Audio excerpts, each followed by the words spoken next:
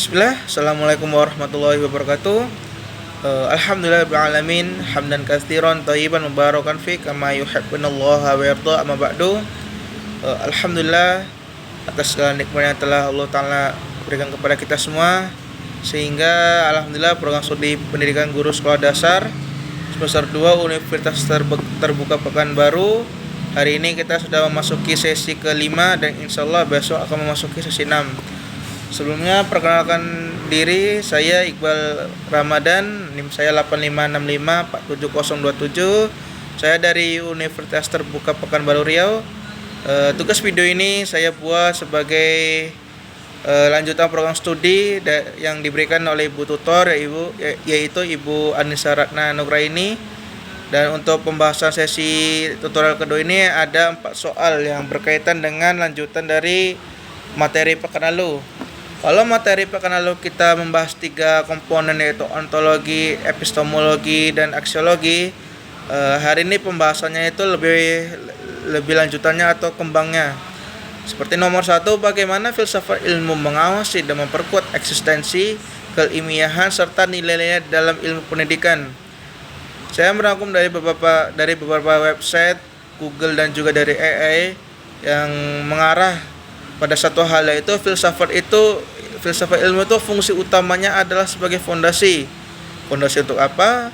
Yaitu fondasi untuk refleksi yang memastikan bahwa ilmu pendidikan tetap ilmiah, rasional, dan bernilai. Seperti pekan lalu kita membahas ontologi. Ontologi itu kita mengetahui apa yang akan kita bahas. Nah, ontologi di sini itu bermaksud untuk mengarahkan kita apa itu pendidikan. Contohnya, apa yang akan kita bahas dalam pendidikan itu ontologinya. Lalu dari epistemologinya atau cara memperoleh pengetahuannya itu, kalau masalah pendidikan tuh kita tahu ini pendidikan ini kita ambil dari mana, apakah dari metode penelitian atau dari jurnal atau dari pendekatan pembelajaran. Lalu dari aksiologi atau nilai atau manfaat dari kajian yang sedang kita bahas. Tentu kita bahas tentang pendidikan, oleh itu kita tahu nih pendidikan yang akan kita ajarkan ini apakah sudah sesuai atau belum, apakah bermanfaat dalam jangka waktu pendek atau jangka waktu panjang.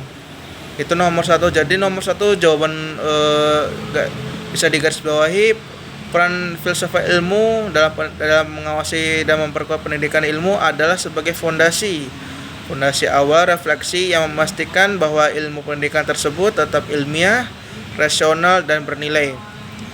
Lalu untuk soal nomor 2, yaitu pendidikan bermakna sebagai penguat perkembangan filsafat.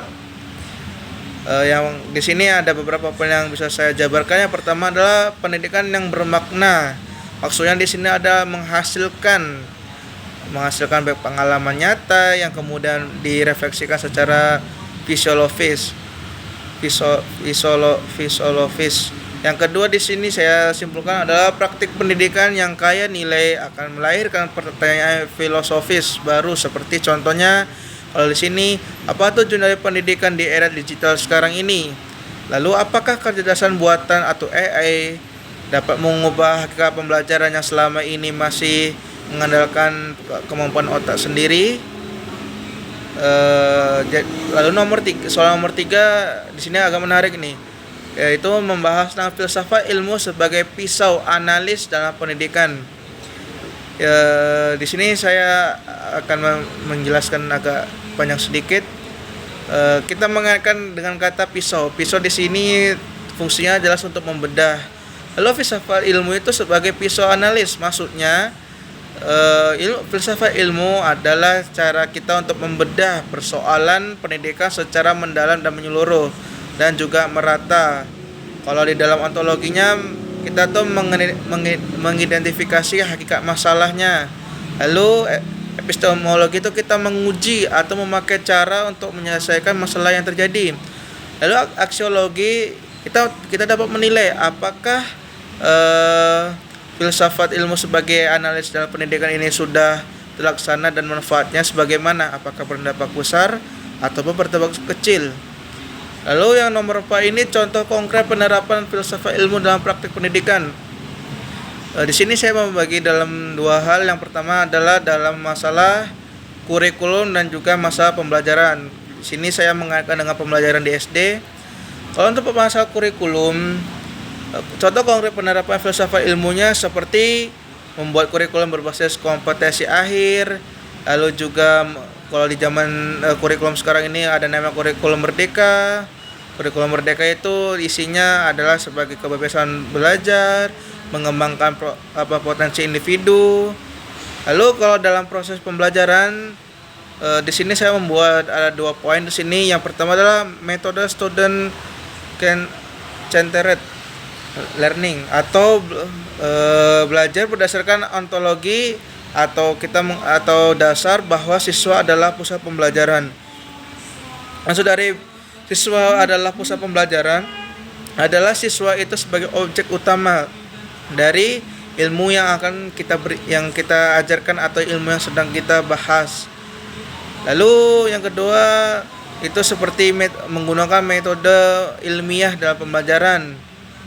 Ini sebagai bentuk dari penerapan dari epistemologi.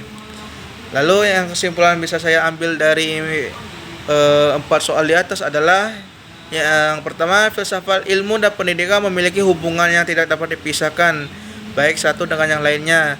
Filsafat ilmu itu memberikan dasar, lalu memberikan arah dan juga sebagai alat analis. Yang kedua, pendidikan itu menyediakan praktek nyata yang digunakan untuk diuji dan dikembangkan. Tanpa filsafat ilmu, pendidikan bisa kehilangan arahnya. Tanpa praktik, pendidikan filsafat ilmu akan menjadi abstrak dan tidak kontekstual. Sekian dari tugas yang bisa saya berikan. Kalau ada kata-kata yang salah atau kurang sopan, saya mohon maaf. Assalamualaikum warahmatullahi wabarakatuh. Selamat malam Ibu.